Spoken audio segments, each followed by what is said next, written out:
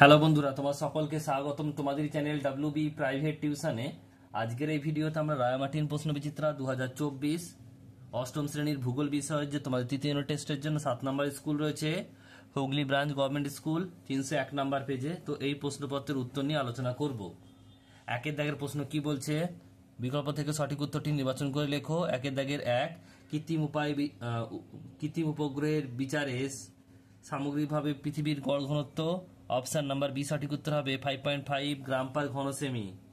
Next প্রশ্ন বলছে দুইটা শ্রেণীকক্ষের ব্ল্যাকবোর্ড তৈরিতে যে শিলা ব্যবহার করা হয় প্রয়োজন হয় তা হলো কি স্লেট। অপশন নাম্বার সি বলছে ম্যাকারেল আকাশ সৃষ্টি হয় যে মেঘ আকাশ ছেয়ে গেলে তা হলো সিরোকিউমুলাস। অপশন নাম্বার ডি জলকণা ও তুষারকণার আংশিক মিশ্রণ রূপ হলো কি শিলাবৃষ্টি। নেক্সট প্রশ্ন বলছে ভূমধ্যসাগরীয় জলবায়ু অঞ্চলে খুব প্রতিফলক বৃক্ষ নামে পরিচিত তা হলো কি জলপাই। অপশন নাম্বার সি বলছে মেরু প্রবাহ যে জলবায়ু অঞ্চল দেখা যায় সৃষ্টি হয় তা হলো কি তুন্দ্রা জলবায়ু অঞ্চল। Option number D Bhopal gas দুর্ঘটনায় যুক্ত বিষাক্ত গ্যাসটি হলো কি এমআইসি মিথাইল আইসোসায়ানাইড। এমআইসি এর পুরো কথা হচ্ছে মিথাইল আইসোসায়ানাইড। জাপানের ফুকুশিমা পরমাণু দুর্ঘটনাটি ঘটে 2011 সালে।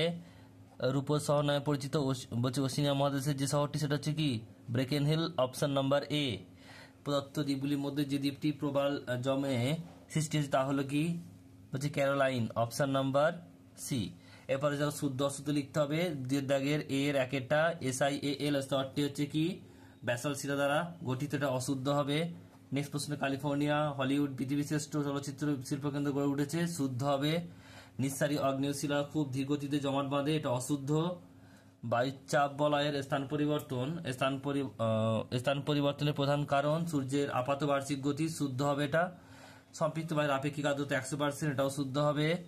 পরিবেশের ক্ষতি পরিবেশ ও তার ভৌত ও জৈব প্রক্রিয়াগুলি দ্বারা পূরণ করতে পারে, অশুদ্ধ। মধ্য আমেরিকা পানামা মৌসুমী বায়ুর অঞ্চল অন্তর্গত, এটা অশুদ্ধ হবে। এরপর রয়েছে দেখো বিয়ের দাগের শূন্যস্থান পূরণ করতে হবে। একেরটা ভূমিকম্পের পি তরঙ্গের দ্বারা সর্বাধিক ক্ষয়ক্ষতি হয় বলছে লাভায় সিলিকার পরিমাণ বেশি থাকলে তাকে ড্যাশ লাভা বলে, আম্লিক লাভা।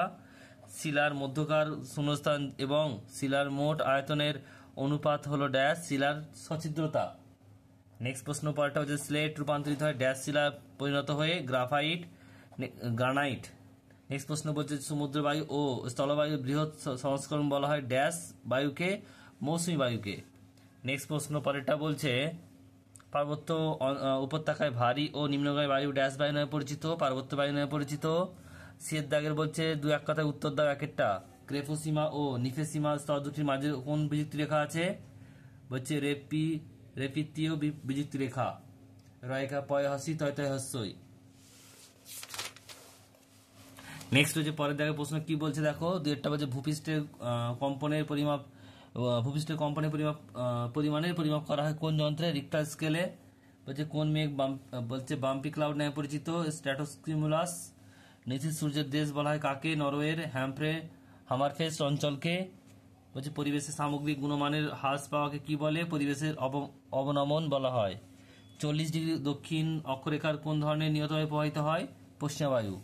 ডিয়ের দাগে স্তম্ভঘাত হবে একেরটা কেন্দ্রমণ্ডল, এটা ই হবে অর্থাৎ নিফে।